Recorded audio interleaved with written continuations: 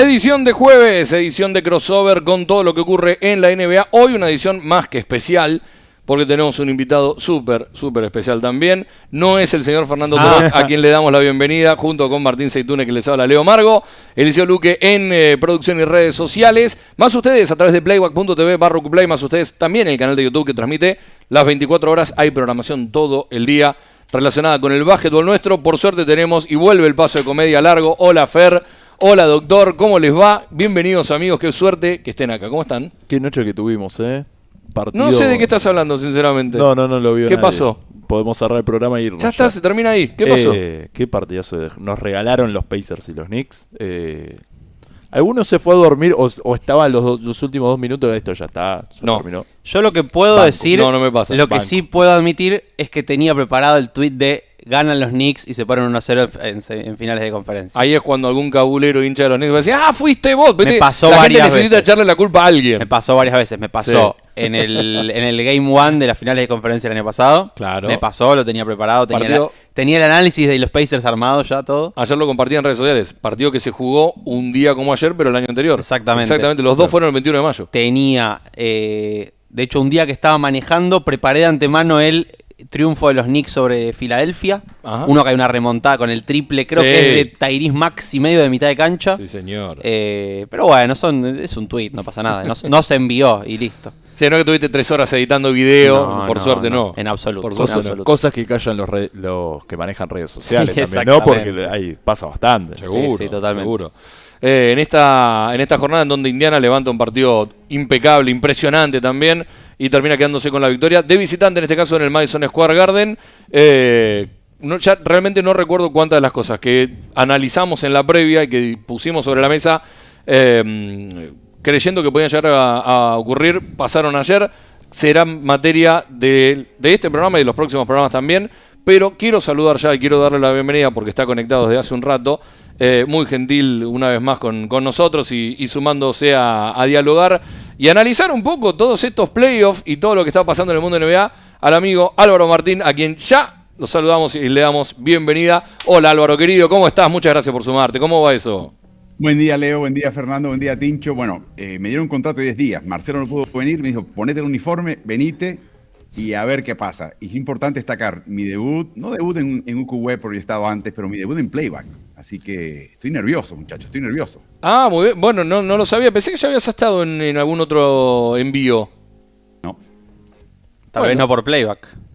No, pero no de UQ, digo, en algún otro envío, en algún otro room de Playback aquí con algún otro amigo. Bueno, espectacular. Bueno, bienvenido y buen debut. Gracias por sumarte. Yo quiero que empecemos a hablar de lo que pasó ayer. Vamos a hablar un poco de la actualidad de NBA, pero también siempre hay alguna cosita más relacionada con la temporada. Estuvimos charlando, dialogando fuera del aire sobre términos y condiciones de redes sociales y demás que no vienen a colación ahora, porque la verdad es que lo que nos llama es lo que está pasando en estos playoffs. ¿Y cómo viste lo que ocurrió ayer? La remontada de Indiana. ¿Te esperabas algo así? ¿Estás dentro del núcleo de personas que también estaba como ya ido, no viendo lo que estaba pasando en el Madison Square Garden, o presagiabas que podía pasar algo como lo que terminó sucediendo? Indiana lo ha hecho en 2 ocasiones previas.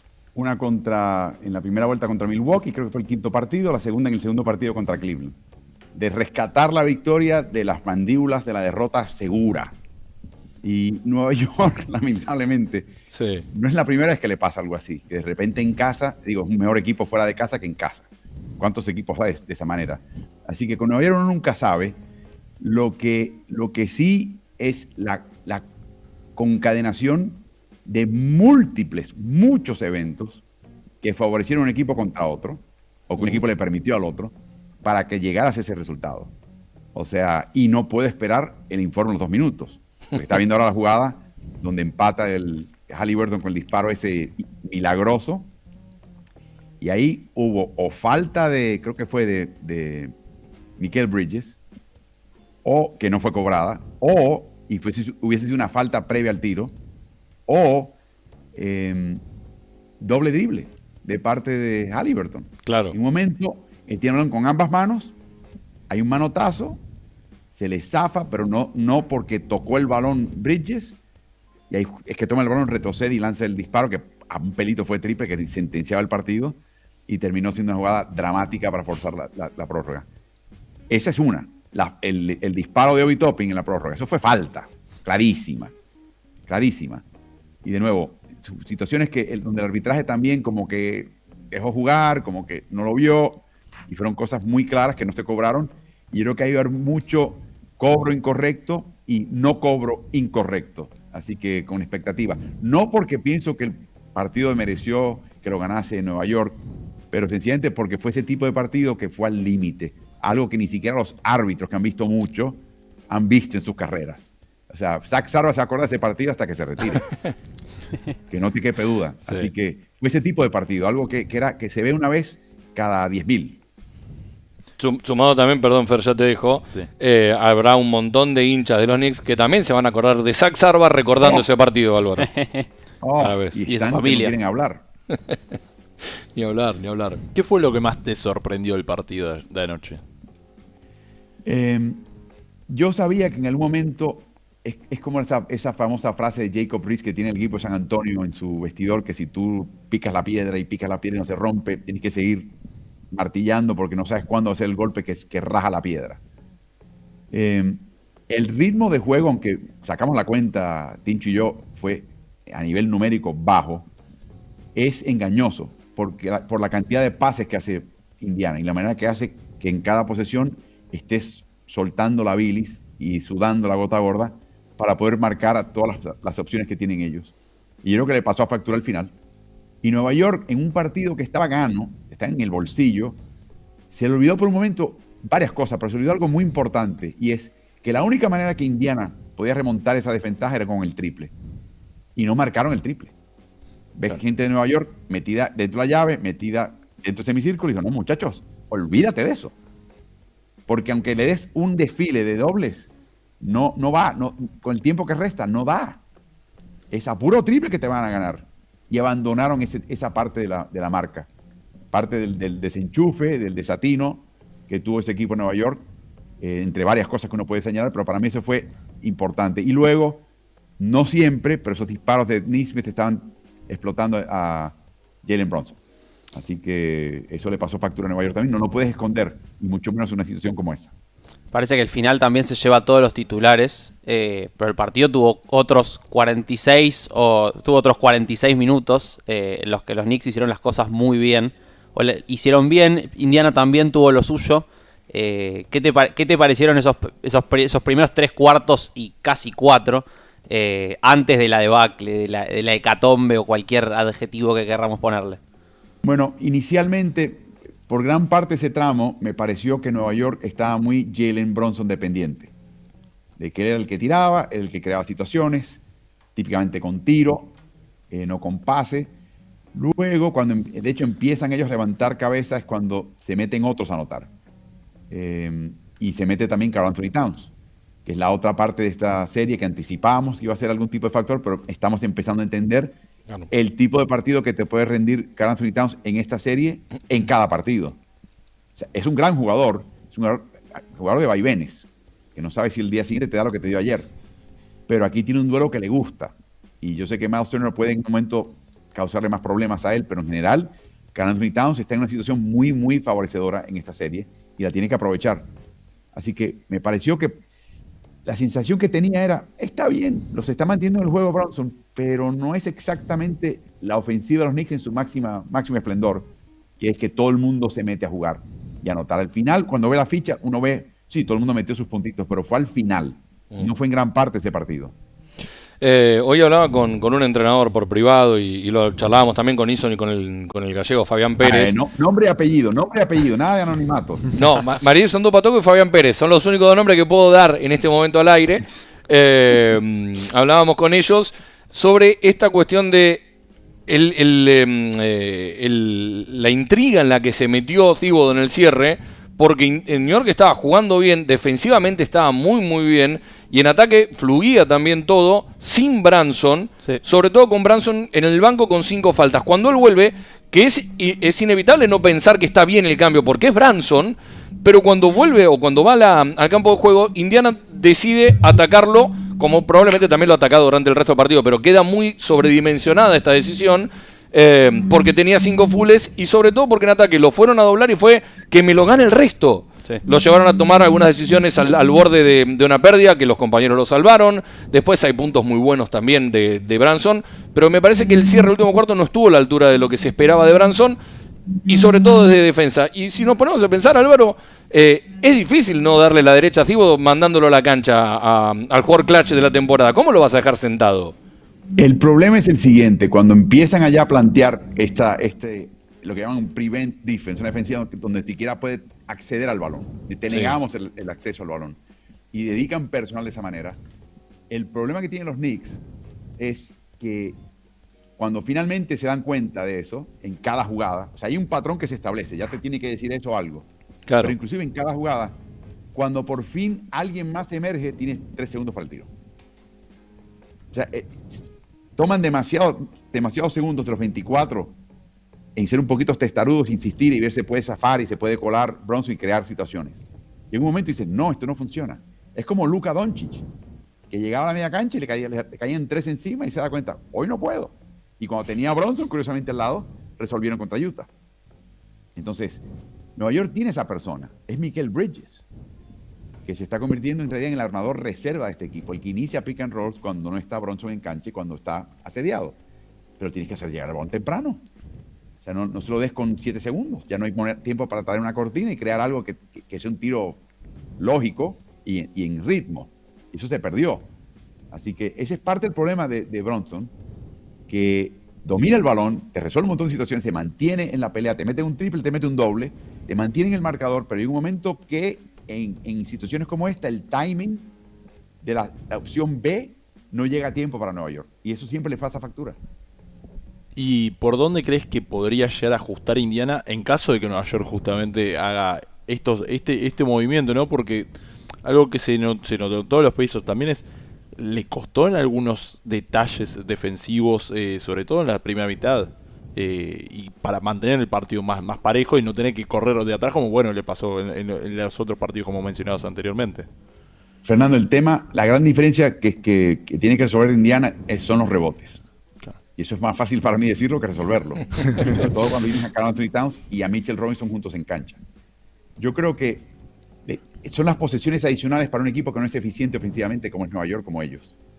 Y eso es letal para ellos. Claro. Este equipo de Indiana no comete muchos errores. Tuvo 7 y le costaron 4 puntos. O sea, no solamente cometen pocos, pero no permite ni siquiera que el rival le anote un punto por pérdida. Está por debajo de eso. ¿Qué quiere decir? Que cuando el equipo de Indiana pierde un balón, lo pierde en situaciones que ellos se pueden recuperar defensivamente o sencillamente se ponen las pilas y eliminan ese factor como algo que los pueda herir. Lo que los hiere son los rebotes y segundas oportunidades. Y no fue una brecha grande en este partido, 46-39. En rebotes ofensivos, 13-11. No fue una brecha descomunalmente grande. Yo creo que tienen que seguir trabajando ahí y ese es el rubro que para mí inclina la balanza a favor de Indiana con todo lo demás que pueden hacer ellos. Si ellos pueden cerrar esa natural ventaja de Nueva York, mejor todavía.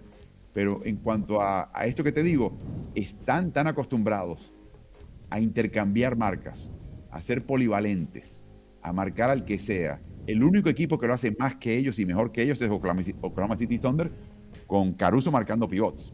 O sea, no hay un Nesmith, no hay un Nembhard que te vaya a marcar un pivot de Nueva York. Eso no va a pasar mucho. Pero son capaces de intentarlo.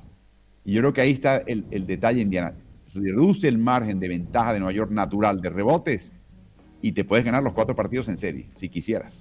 Y eso encima también va conjugado con un poco la historia, el contrapunto que hacen ambos equipos de Indiana, una rotación de 10, 11 jugadores contra los 7, 8 con toda la furia de los Knicks. Ayer juega con 9, el noveno es Delon Wright, que no lo habíamos visto en todos los playoffs, en este caso. Entonces también... se escuchó el crujir de sus huesos cuando se levantó la banca. Una cosa increíble en el Garden. Sí, tenía marcado su... Señor, sí. Estás hablando del señor. De campaign, sí, totalmente. Sí. Del egipcio. Le podríamos empezar a decir el egipcio, viste que está de costado todo el tiempo. Puede ser. Es un jeroglífico. Es un domador de serpientes, de víboras. Increíble. Y hay una declaración que a mí me llamó mucho la atención de Rick Carlisle, que le preguntan, hablaste en Ring Banter, que fue muy escueto en sus declaraciones en general, Sí. y cómo le habló a su equipo, que creo también, coincido en que es un acierto, pero le preguntaron por... Pero además, Martín, perdón, y te pido que cites la frase o cómo fue algo de lo que dijo que mencionaba Álvaro esta mañana en Ritmo. Es una respuesta para el equipo, no es una respuesta ni para el público ni para el periodismo. Está Exactamente. apuntada directamente a sus jugadores. Pero incluso cuando le habla en conferencia de prensa, está hablando para el equipo, porque le preguntan por la racha en Emhart, que mete 6 triples y demás, y dice, sí, fue muy importante que Ben Shepherd juegue 7 minutos y aporte con lo suyo para darle descanso a Nesmith y que pueda llegar con piernas frescas al cierre. Involucrar a Ben Shepherd, que es un buen jugador, pero que la relevancia que tiene en la rotación de Indiana y en la remontada realmente fue nula, porque no jugó, me parece de un liderazgo enorme, no sé, y de una cabeza de un entrenador muy experimentado que sabe que tiene que tocar todas las teclas exactas para que el equipo termine estando en situación después de poder remontar partidos como estos. ¿Cómo lo viste? Dando tu pregunta previa, Leo y Fernando, ¿qué dijo Nismet después del partido? Que tan pronto termina la serie contra Cavaliers, el equipo le dice a Nismet, sé que es tarde en la temporada, sé que estás un poquito ya maltrecho y cansado, pero acondiciónate. O sea, prepárate para una serie en donde vas a estar corriendo mucho, vas a estar muy activo en ambos costados de la cancha, vas a tener que rotar, marcar el que sea. O sea, Indiana sabe que esa es una ventaja ante una rotación chica en Nueva York y los van a machacar. Los van a machacar toda la serie. Mientras más se extienda la serie, pues más cansado va a estar el equipo de Nueva York. Su apuesta es que ellos tienen piernas frescas y piernas más jóvenes y más acostumbradas a esta carga increíble que te impone la NBA moderna del pace and space, de correr verticalmente y marcar horizontalmente toda la media cancha y un poquito más, hasta las últimas conclusiones, la última fracción de segundo del reloj de 24. Y yo creo que así lo ven ellos y se prepararon para eso. Y Nismet llegó al último cuarto con piernas, en parte por Shepard, pero en parte porque ya le dijo el coach la semana antes, prepárate. Claro. Y lo que le dijo, imagínate lo que es ser Nismet, que te lo diga el coach, llegar al último cuarto y empezar a meter triples y de repente dices, uy, este coach es buen coach.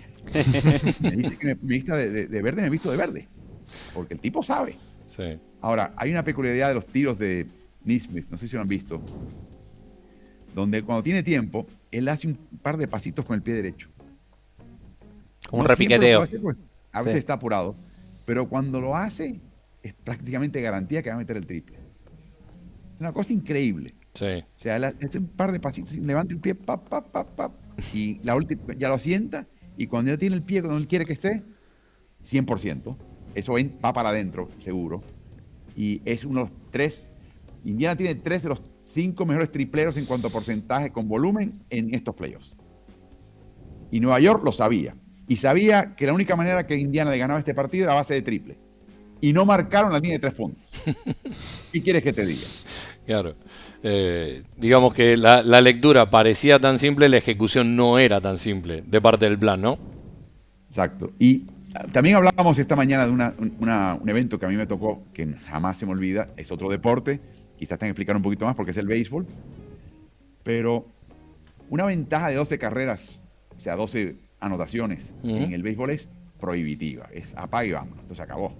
Es más, si puedes cortar el partido mejor porque todo el mundo se quiere ir. De hecho, fue la remontada más grande en la historia del béisbol, que tiene más de 100 años de historia. Y estuve ahí presente como periodista de campo. Partido inolvidable, las grandes asignaciones que me ha tocado a mí como periodista. Y lo interesante era ver la cara al equipo visitante con la ventaja. Cuando empieza la remontada ya a 2/3 de juego, empezaba el otro equipo a descontar y a anotar. Y le veías la cara al equipo que estaba con la ventaja. Y estaban desencajados. Ey, ya yo me había dado de alta este partido. Claro. Ya yo me había desenchufado. Los lanzadores relevistas que pensaban esto se acabó, porque inclusive si le va mal a un lanzador compañero en el montículo lanzando y le anotan par de carreras, total, con 12 no importa, va a seguir en el montículo. Ya yo terminé. Y de repente tener que volver a estirar el brazo y condicionarse, que estaban ahí podridos, sentados, comiendo semillas de girasol, mascando chicle. y le veías la cara, un desencaje de ¿qué es esto? Es como si volaste a Tokio y te cambiaron el horario y estás totalmente desorientado. Sí. Yo creo que parte de lo que le pasó a factura en Nueva York fue eso. Es la mentalidad de que esto se acabó y empezaron a desconectarse. Y cuando de repente Indiana hace lo que es Indiana, que no es la primera vez que lo hace en estos playoffs, es la tercera, es una experiencia novedosa para los Knicks. Nos pasaron por la piedra. Tengo un par de preguntas con respecto a ese encuentro de béisbol. No porque me guste el béisbol, sino porque ese fue Atlanta era Atlanta, ¿no? Cleveland-Seattle. Contra Seattle. Cleveland-Seattle, ahí está. ¿Eso es la temporada regular? Temporada regular. Bien. ¿Cómo terminaron los equipos esa temporada? ¿Te acordás? Seattle no terminó muy bien. Cleveland tenía un equipo, creo que terminó en playoffs. Pero no te voy a dar todo el detalle, pero había un jugador veterano, de hecho era el segunda base, mismo el Salón de la Fama, Roberto Alomar, sí, que vio que el primer bat, que era el que típicamente va a tener más turnos al bat, el que inicia la ofensiva, volvió a una especie de mal hábito de no de colocar sus manos con el bate antes de que llegue el lanzamiento. Claro. Y yo noté y le pedí al camarógrafo que grabase, le estaban dando instrucciones, colócalo un poquito más alto, no lo bajes tanto, porque en lo que tú subes y bajas y subes, ahí te pasan el lanzamiento. Ponlo más alto y ahí arranca en tu swing. Desde ese momento que tuve esa conversación en la guarida, escondido, la cámara lo captó, ese bateador la rompió. Y cada vez que iba al bat, se envasaba. Y de repente detrás de él venían los demás. Y de repente había esta sensación de que aquí no nos para nadie. Este equipo contrario nos para. Que tiene que haber sentido Indiana en algún momento después del tercer triple de Nisman. A nosotros no nos para. El reloj es lo único que nos para hoy. Ahora, sentís que... Lo único que nos va a parar hoy, el reloj. Porque cada vez que tengamos la bola, esta gente está en otro plano. Claro. Y esa sensación que yo vi en ese juego de béisbol, lo vi anoche en el Garden, en la cara de los Knicks. ¿Sentís que esa situación también puede hacer que en una eventual futura diferencia, a ver, nadie le gusta hacer futurismo, está claro, pero que es un aprendizaje pensando en el resto de la serie de, bueno, ahí estamos 15 arriba, pero no podemos perdernos, no tenemos que desconectarnos por lo que pasa, o puede pasar porque es algo natural, digamos? Diría que hay una expresión americana muy cómica que es cerrar la puerta del rancho y la granja después de que el ganado vacuno se escapó. Ya. O sea, puedes corregirlo lo que quieras, pero perdiste la gran oportunidad en el momento que tuviste que producir. Esa oportunidad se te fue y te puede costar carísimo. Así que la pregunta es de qué vale aprenderlo si este terminó siendo el margen de la serie y termina 4-3 y gana Indiana 3 partidos más en casa y se acabó lo que se daba. O sea, este te va a pesar y este no te lo trae de vuelta a nadie. Una vez salga la pasta dentrífica del tubo, no regresa para nada. No hay manera de meterla de nuevo en el tubo. Seguro. ¿Martín? No, también los Knicks tienen como esa tendencia a... Siempre, no importa cómo salgan los primeros 3 cuartos y medio, a tender al empate. Desde atrás y desde arriba. O sea, lo vimos en la serie con Boston, lo vimos en la serie con Detroit, de ambos lados también. Sí. Yo no sé qué es realmente, si les gusta el clutch, si tienen como esa tendencia a prenderse y apagarse dependiendo de lo que les pida el momento, es una cuestión emocional, no sé cómo lo ves vos. La pregunta, perdón, pero la pregunta es ¿para Indiana o para New York? No, para New York. Porque le gusta el clutch, aplica a los dos. No, ni hablar, pero me parece que Indiana tiene menos... New York tiene más historia como de tender mucho a esos momentos definitorios. Claro. Escúchame, esta es una batalla de underdogs. Claro. Los dos equipos se autoperciben como desfavorecidos. Nadie pensaba que Nueva York vencía a Boston. De hecho, Nueva York llega a esta serie en su mente, bueno, nos quitamos el cuco de Boston, el peor de los posibles enemigos. Yo creo que Nueva York no temía tanto a Cleveland, si le tocaba, y no creo que le teme al equipo indiana, que se están equivocando, y se enteraron anoche. Pero la mentalidad de ambos equipos es el underdog. Se sienten más cómodos, y más sueltos, y más enfocados con su mejor básquet cuando están perdiendo que cuando están ganando. Tan sencillo como eso. Seguro. Hay otra de las cuestiones que se habla mucho en el mundo NBA, y no hablo puntualmente de las faltas que se le cobran a favor a determinados jugadores, eso se encarga todo el mundo de hablarlo, no voy a eso, sino a la diferencia de criterios que puede haber con respecto a un perimetral defendiendo a un interno defendiendo a un perimetral y un perimetral defendiendo a otro perimetral con mucha virtud a la hora de ir hacia el aro. ¿Cómo te llevas vos puntualmente, desde el análisis, quiero decir, del mundo NBA, con esta diferenciación muy grande de criterios que hay a la hora de pitar tal o cual o determinada falta, Álvaro? Yo te diría que... Como espectador incluso también te pregunto. Esta es la parte más difícil para un oficial, para un árbitro, determinar. Porque están acostumbrados el 80% del tiempo a ver pareos, duelos equitativos. A la pivot con a la pivot. Tamaño con tamaño. Falta de tamaño con falta de tamaño. Capacidad de desplazamiento con capacidad de desplazamiento. Y hay un patrón mental y visual muy establecido. Y cuando ves esto, inevitablemente, Caruso manoseó a Jokic. Le jaló la camisa, se le puso enfrente, le tocó la panza. O sea, y yo creo que el oficial y el ser humano tiene la tendencia a decir, bueno, déjalo jugar. David contra Goliat, ¿no? Hay que darle a David su espacio para ver si puede sobrevivir a Goliat. Yo creo que hay un poquito de eso. Y luego cuando viene el cambio y de repente viene un perimetral pequeño, ligero, pero mucho más veloz que alguien grande y se le encima al grande el mismo efecto. Le das el beneficio de la duda al más pequeño, al más menudo. Yo creo que eso es humano. Eso es un prejuicio que tienes que pelear todo el tiempo. Y luego el tema de la verticalidad es muy difícil determinarlo cuando los cilindros básicamente se concentran. Claro. O sea, si el cilindro mío está literalmente, es parte del tuyo, bueno, ¿a quién le corresponde el cachito de cilindro que está acá o el cachito de cilindro que está por allá? ¿Quién llegó antes? Tienes que tomar decisiones acerca del cilindro. ¿Qué cilindro? Claro. Están todos, están un poquito más cerca, deja de ser un partido de básquet, se convierte en una película de porno. Están así, pegaditos como estampillas. ¿Qué haces? Es duro, y hasta ahora la sensación es, déjalo jugar, que los jugadores definan, que si no hay una cuestión totalmente desleal, una cuestión totalmente ventajosa para un equipo alevosamente, déjalo jugar.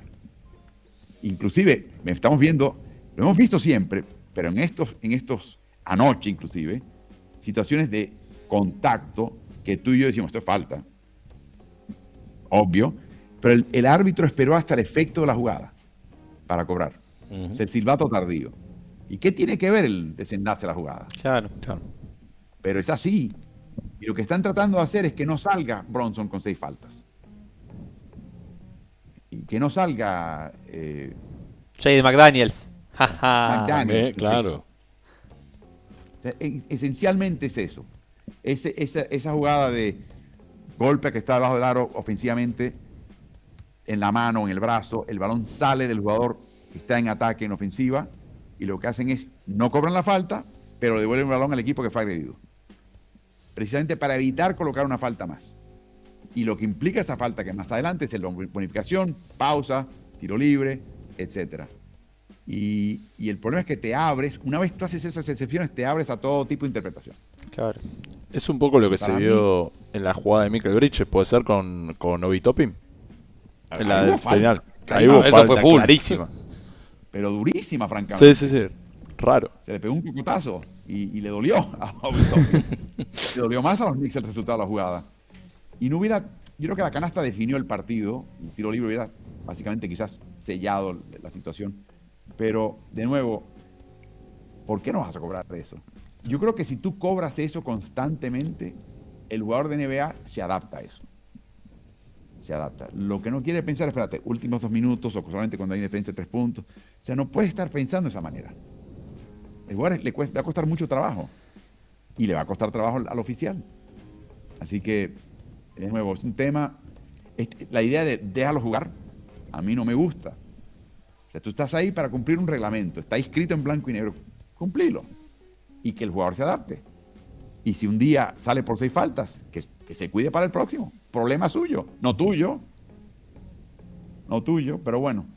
Pequeño comentario editorial al margen de todo esto. Y además, han hablado entrenadores muchas veces de entrar a un partido, estudiar un poco los primeros cobros de los árbitros y decirle, bueno, muchachos, hoy cobran todo, hoy no cobran nada. El problema es cuando 46 minutos cobras una cosa y 2 minutos cobras otra cosa. Se hablaba también, se hizo mucha referencia a eso en el juego de los Knicks y los Pistons en la falta polémica que le hacen a Tim Hardaway Jr., que es algo que no venían cobrando en el resto del juego y en ese sentido tiene sentido porque son consistentes. Pasa que uno Exacto. ve la repetición, lo ve en cámara lenta y dice... Define un partido, además. Sí, se mueve, pero no puede ser así con los jugadores. El resto del partido fue una clase de matadero, o sea, palo, puño, fetada, lo que sea, agresión, que lo que le hizo a Hardaway, comparado con lo otro, no era incidental por el estándar tan bajo que se estableció en los primeros 40 y pico minutos, exactamente lo que mencionas. Exacto. Entonces David Guthrie no cometió un error en que fue la última jugada.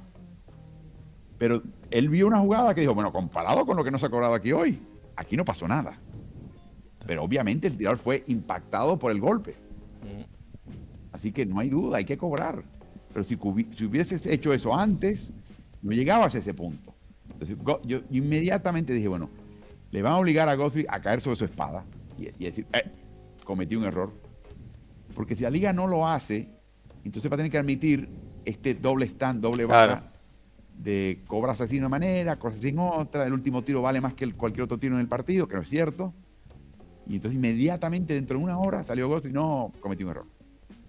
Seguro. Me pregunto hasta qué punto Guthrie lo hizo, motus propio, o hasta qué punto dijeron, oye David, hazme el favor, te voy a mandar un parte de prensa, recítalo. Chao. La mano negra. Una mano negra. Y si no sabemos a dónde van tus hijos al colegio. No tanto, pero sí, y de hecho siguió como árbitro. Lo vi, Sí, claro. pasaron varios días, pero finalmente regresó al ruedo como árbitro a nivel de playoff. Así que no le costó la permanencia a él. No creo que lo hagamos en finales, pero uno nunca sabe. Ni hablar. Ritmo en crossover, dice Mike, un abrazo grande a través del chat. Decía Gus también, ¿qué está pasando? Me equivoqué de programa y me metí en ritmo. No, es una mezcla, son programas amigos. ¿Podemos decir que es un crossover? Es el verdadero Es el crossover, verdadero crossover. exactamente. La quintesencia del crossover, y por supuesto hay que mencionar que Leo ha sido muy, muy generoso con su tiempo y con su conocimiento y ha contribuido también a nuestra plataforma gallardamente, así que al pie del cañón acá. Y que esperamos que este sábado sigas contribuyendo, pero después lo echamos. No hay ningún problema. Igual, Álvaro, yo no tengo ni idea de lo que estoy hablando. Digo las cosas serio, entonces la gente cree que sé. Pero yo no tengo ni idea de lo que estoy hablando, en realidad. Lo mío es la botánica, el astromodelismo. El armado de mates. Leo, Claro. escúchame, estás haciendo playback, estás viendo WNBA, estás viendo NBA, horas y horas y horas. Decía Malcolm Gladwell que si pasabas 10.000 horas dedicado a un tema, te conviertes en una especie de experto del tema. Así que ya tú llevas más de 10.000 horas viendo básquet y algo aprendiste en el camino, ¿sabes? El problema es cuando hay esa frase, estoy de acuerdo, el abrazo grande a Malcolm, nos ve todos los Sí, mediodías un abrazo, un y está abrazo. siempre prendido.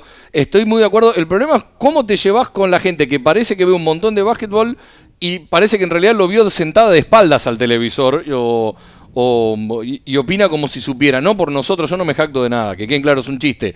Pero, ¿cómo te llevas con la mediaticidad de todo y con la vida en las redes sociales? Pero es una pregunta al margen de la NBA, cortita. ¿Cómo te llevas con eso? Creo que nunca lo hablamos y me intriga mucho. De nuevo, yo se lo he comentado a Tincho, que está ahora llevando las redes de ritmo, muy hábilmente hay que añadir. A mí todavía me llega gente que no me aguanta. No me traga ni con azúcar. Así que yo creo que llega un momento, y se lo he comentado también a Tincho, no sé si a vos también, Leo, cuando haces esto por suficiente tiempo, nadie te tiene que decir nada.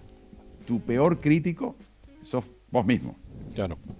Yo he tenido situaciones y partidos que fueron partidos malísimos.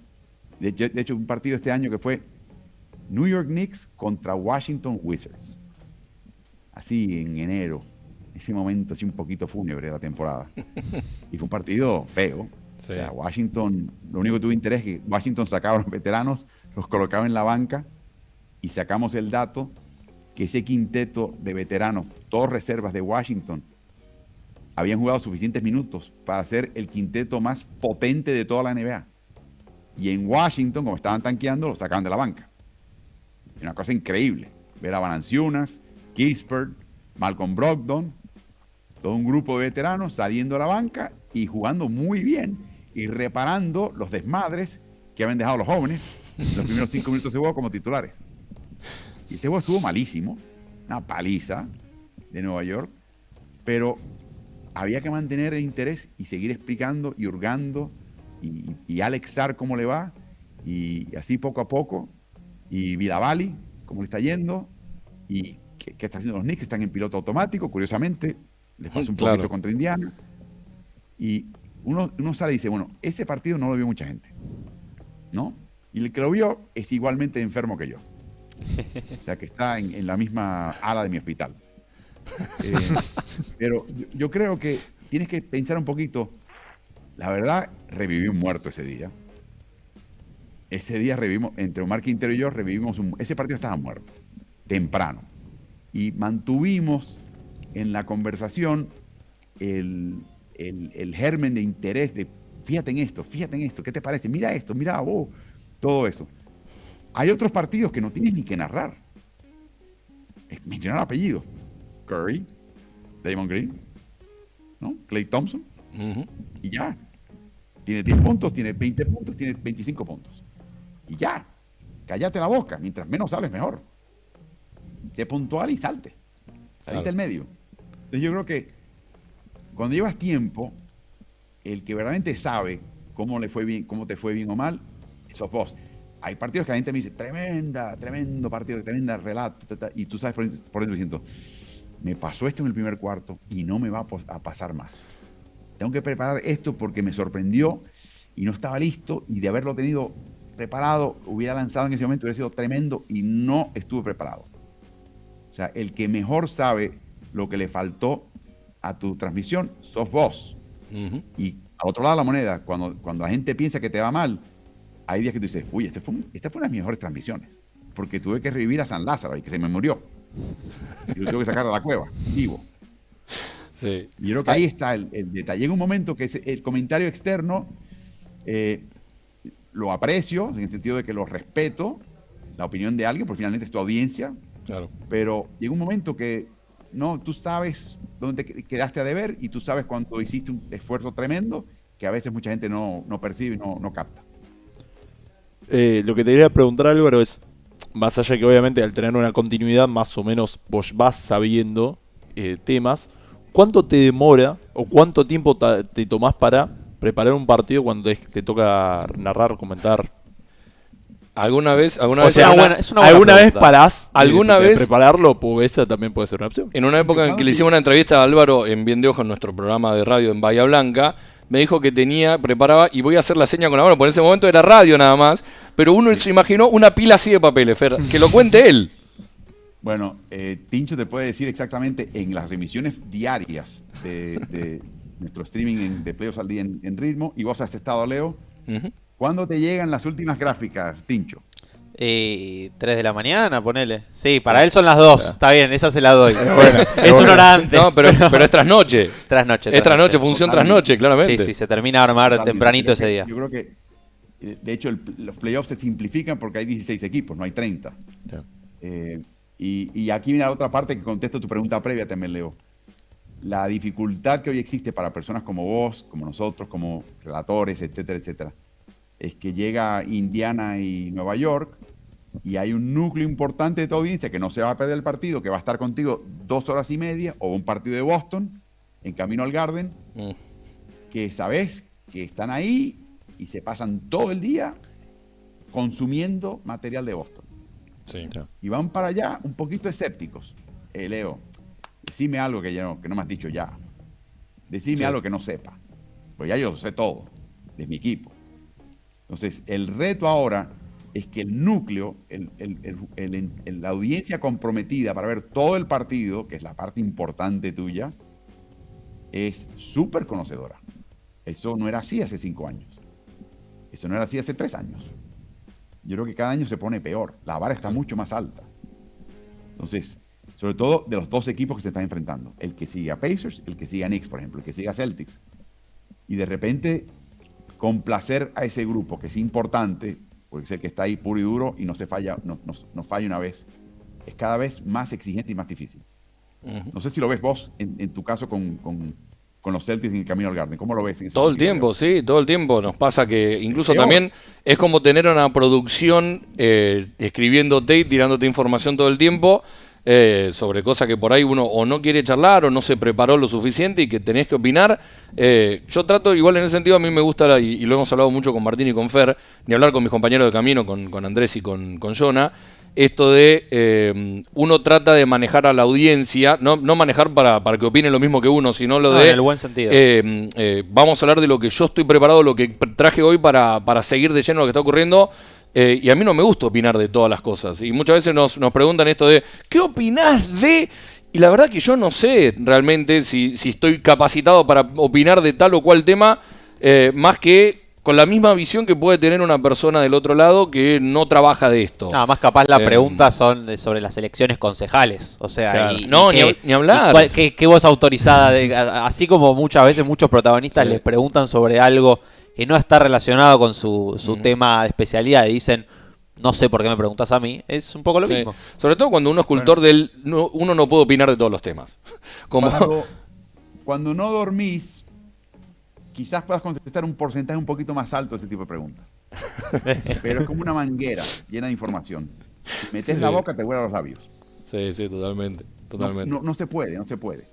Y creo que a la postre hay que hacer lo que haces vos, que es decir, bueno, hasta aquí llegué yo. Sí, pero además también Hay es una otros que manera... tienen otra filosofía. No, ni hablar, y creo que en esta época cada maestro con su librito es nunca mejor dicho.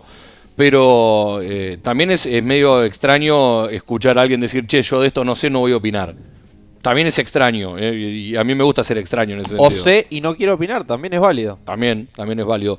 Hay una pregunta que hace Javi por el chat, en realidad es un comentario, que yo lo voy a transformar en pregunta, si querés responderlo, responder, si no, no pasa nada, Álvaro. Decía, Álvaro hizo el Mundial de Dominó en ESPN, después de eso puede hacer cualquier cosa. ¿Algo que quieras decir del Mundial del Dominó?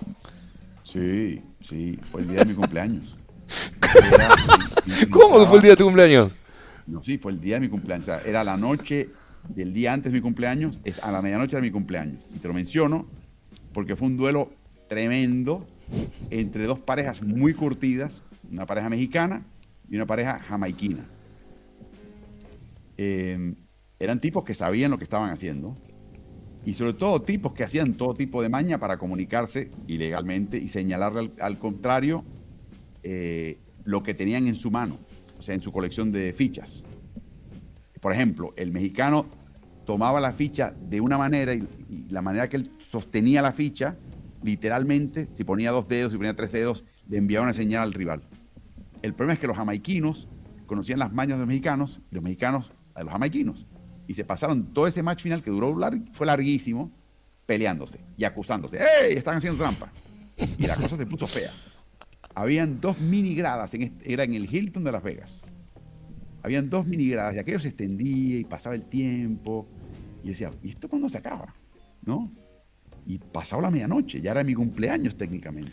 Cuando de repente, yo no lo vi, pero lo escuché es gun, gun, gun. Pistola. Revólver. Sí. Y ahí mismo,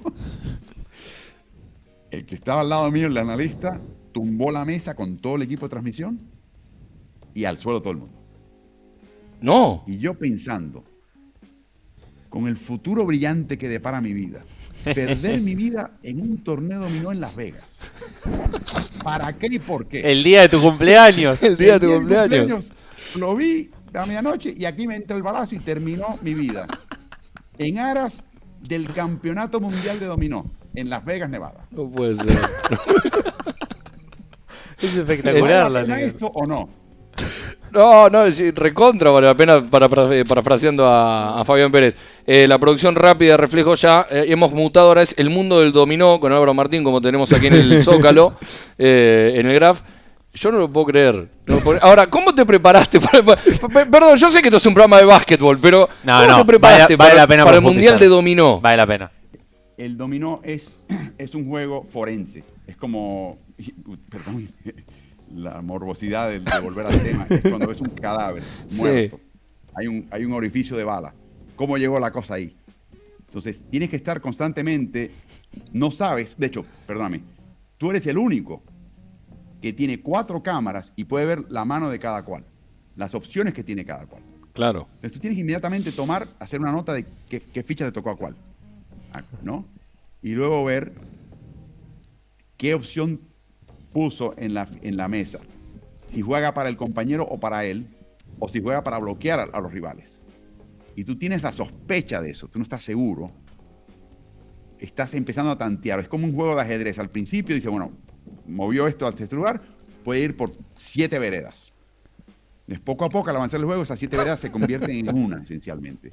Y luego te das cuenta en qué momento, quién tiró la ficha que envió al partido el desenlace final. A la mano ese desenlace final. Eso es muy, muy difícil. Fácil para mí porque tenía acceso a las 4 cámaras. Pero es cuestión de tomar notas rápidamente y ver la secuencia de cada cual. Un poquito como el ajedrez. Pero con la diferencia de tú tener que estar pensando, bueno, en el segundo turno puede haber tirado el 3-4 en vez del doble 4. ¿Por qué tiró el doble 4? ¿Y qué señal le envió al compañero, Claro, al rival con eso? ¿Y cómo lo interpretaron los otros? Y empezar a ver todas estas veredas donde pudo haber ido el partido, pero no fue. Y es muy duro mentalmente, es agotador. Agotador porque estás todo el tiempo absorbiendo información y viene más y la tienes que retener la previa y empezar a analizar posibilidades, como una computadora prácticamente. claro. Literalmente hay que ser computadora. Y yo imagino que una inteligencia artificial haría eso tremendamente bien. Pero bueno, y luego el tema cultural de estos tipos ahí peleándose y después el tema del escándalo de la pelea, no, una cosa. Ahí la otra cosa. Hay que recuperar El esa Hotel transmisión. Hilton de Las Vegas es el Arca de Noé moderno. Hay 2 de cada cosa. Una colección de humanidad tremenda. Yo recuerdo haber visto a gente que son Amish. Amish es una secta religiosa protestante muy tradicional que no quiere la tecnología. De hecho, no sé cómo llegaron allá, porque supuestamente no vuelan por avión. Y yo cuando los vi ahí en Las Vegas, ese antro de corrupción, ¿no? Digo, wow, este es el Arca de Noé. De verdad. Aquí trajeron a 2 de cada cual. Claro. Y están aquí en el hotel. O sea, una experiencia inolvidable en ese sentido. Y la verdad que la experiencia finalmente fue desagradable. Lindo el cuento. En el momento te puedo decir que de verdad que no escuchamos tiros, pero empezó a llegar policía, a saltar, todo el mundo esgrimiendo armas. Una cosa fea. No, ni hablar, ni hablar. Y finalmente sobreviví. Es lo único que puedo decir. Sobreviví el dominó. La pregunta es, ¿se reanudó? Claro, ¿O terminó? ¿quién salió campeón? Claro. No, creo que ganaron los mexicanos. Ah, y la otra cosa es que... Porque claro, tuviste que volver, además. No. Ah. De muy despedida. Yo soy un amante, no soy un guerrero. Recuerdo, que en México, cuando termina la mano, tienes que volver a colocar las fichas boca abajo y a mezclarlas un poquito, ¿no? Eso le llaman hacer la sopa. Y que me perdonen los peruanos, porque hacer la sopa en Perú quiere decir otra cosa totalmente distinta. Sí. Y es un acto que hacen parejas cuando están en la intimidad. Que no es jugar al dominó. Y no es ver Netflix tampoco. Los mexicanos no están enterados de eso. O sea, no es que lo sepan y lo dicen de todas maneras. Se llama hacer la sopa, que es mezclar todo eso de nuevo. Claro. Con la suerte que tuvimos una productora que era peruana. Y cuando empezamos a hacer la sopa, nos paró. No puede ser. No puede ser, porque eso en Perú quiere decir tal cosa. Y el ministro, el obispo de Lima no, se va a quejar. El futuro papa se puede haber quejado. Claro. Estaba en Perú en ese momento. Así que esas son cosas también del idioma que te dices, pero ¿cómo es posible que en México esta frase quiere decir esto y en Perú quiere decir algo totalmente distinto? No tiene nada que ver con el dominó. Una cosa increíble. Pero eso es parte de lo lindo de estar transmitiendo a 20 países a la vez. Cosas que te enteras y aprendes. Totalmente. Decía Javi por el chat, lo comentó a esa partida dominó con el mismo profesionalismo que el Knicks Wizard que mencionó hace un rato. O sea, no solo eso, Álvaro, la anécdota en sí y el hecho de haber trabajado en una partida o en una transmisión de dominó, sino que hay alguien en Argentina que se acuerda de eso y es nuestro compañero Javi Juárez, conductor de Extra Pase, que es quien está comentando en este momento. La pregunta es ¿por qué estaba viendo eso Javi? Pero lo tendrá que responder él. No, yo creo que obviamente estaba desvelado, tenía insomnia. El dominó era exactamente la cura a su mal. Y finalmente cuando vio lo que pasó se dio cuenta que no, que de hecho lo trastornó. Y eso tuvo que dejar. Totalmente. Bueno, vamos a salir del mundo del dominó, volvemos ¿En serio? a la NBA. Javi, te ha tomado ya más de 10 años recuperarte, ¿ok? No mires una ficha de dominó en tu vida. Si hay juego de mesa en un bar al que vayas, no elijas dominó, Javi. Salí por corriendo. favor. No elijas el dominó. Ya estoy en contacto con Diego Yangsur en este momento por privado. Me está diciendo que se viene ritmo NBA, NFL, dominó. Me dice que en cualquier momento se amplía la franquicia, me están diciendo esto por privado. Yo te diré, aparte de todo, es entretenido el juego, ¿sabes? No, el dominó es entretenido, sin duda. Lo que pasa es que por televisión es extraño, Álvaro. Sí. Es rarísimo. Yo creo que el que quiera jugarlo lo va a pasar bien. Es un evento social, te das tu cervecita, tranquilo con los amigos, muy tranqui, y se pasa bien. Luego, si te quieres meter en aguas profundas y todo eso es otra cosa. Pero yo creo que a nivel social es muy interesante. Eso de transmitirlo. Bueno, más adelante en la próxima invitación a UQ Web me vas a preguntar del lucha sumo coreana. No, por favor. Necesito 2 horas más de programa. Eso es para el próximo. Mantenga la sintonía. Lo Ok.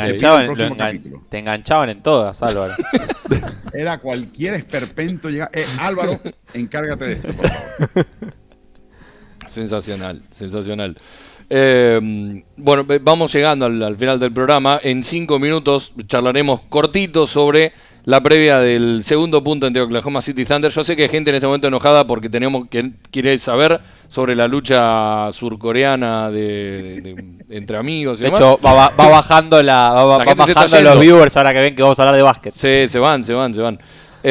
Pero esta noche tenemos segundo punto de la serie, 1-0 arriba para OKC.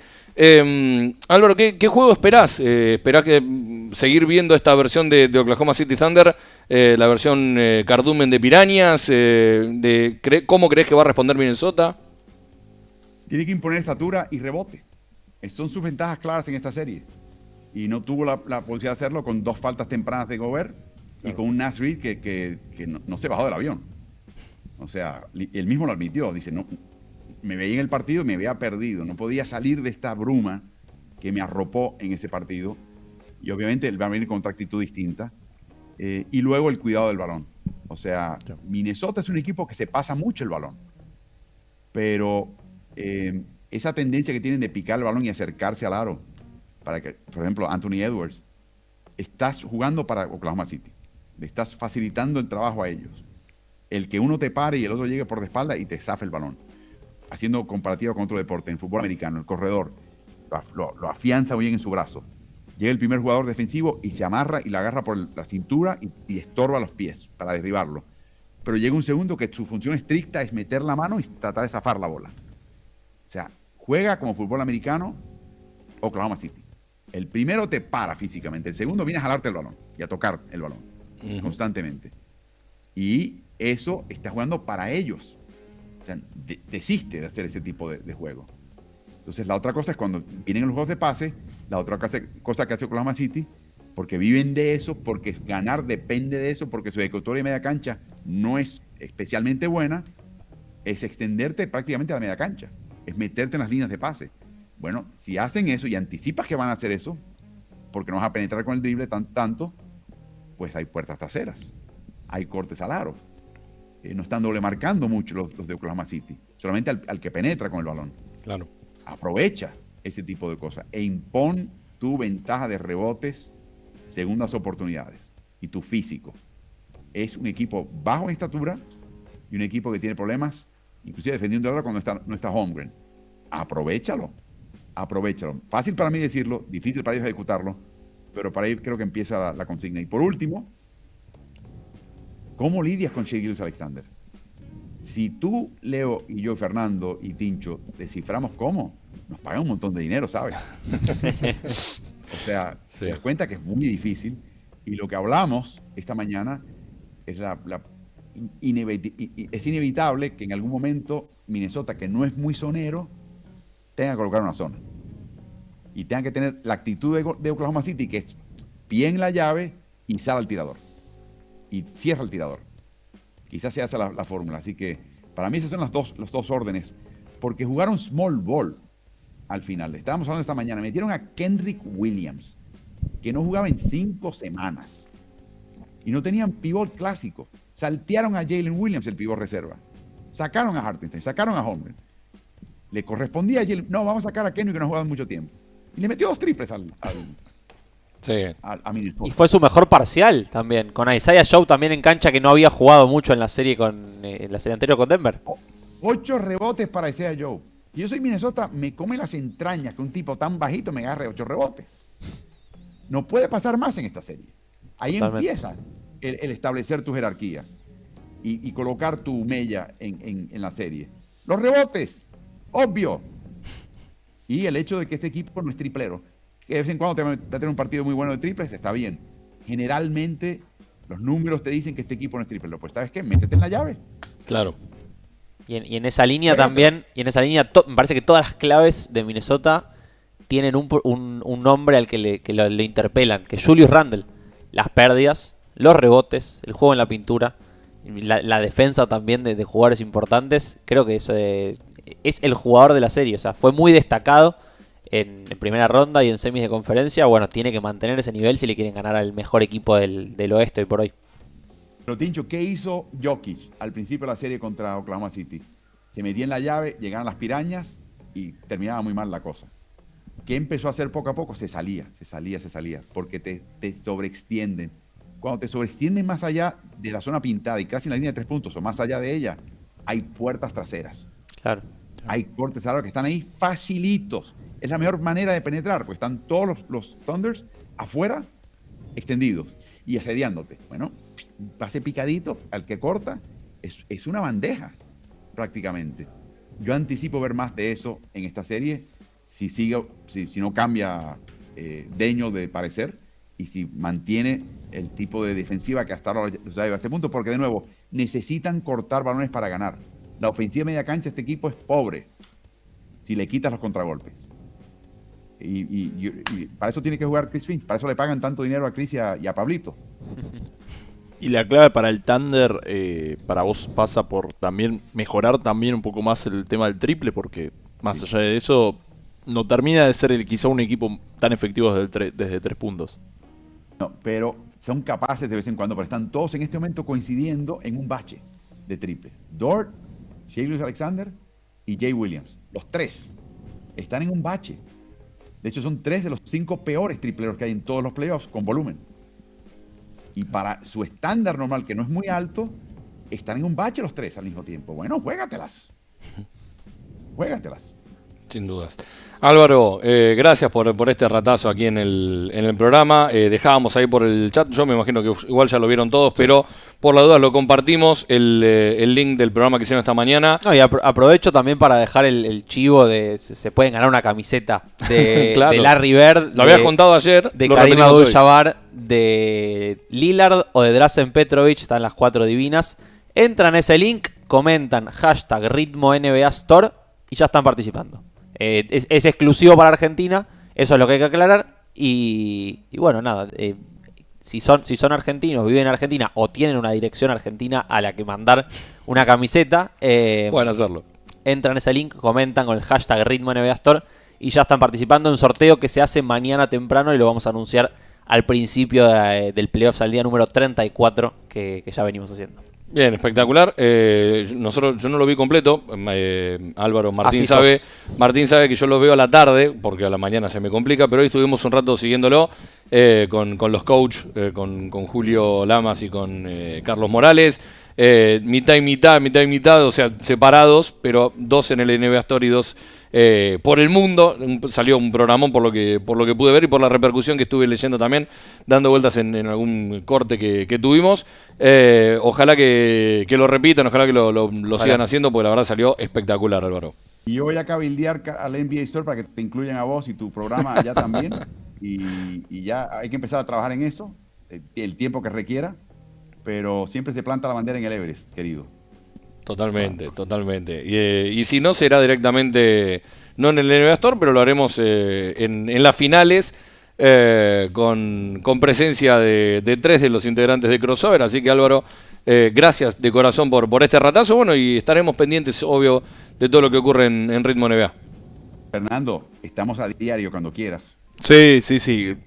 Para aquellos que no saben, tenemos la cuenta pendiente, está en Ritmo NBA y vamos a estar. Ya fue invitado en varias ocasiones. Sí. Quiero hacer el anuncio. Sí, Está en los chats, está en la evidencia. Así que coordinaremos en algún momento para hacerlo. Y una pregunta, Leo, si voy de nuevo a Playback a verte a hablar, ¿me vas a dar un VIP o no?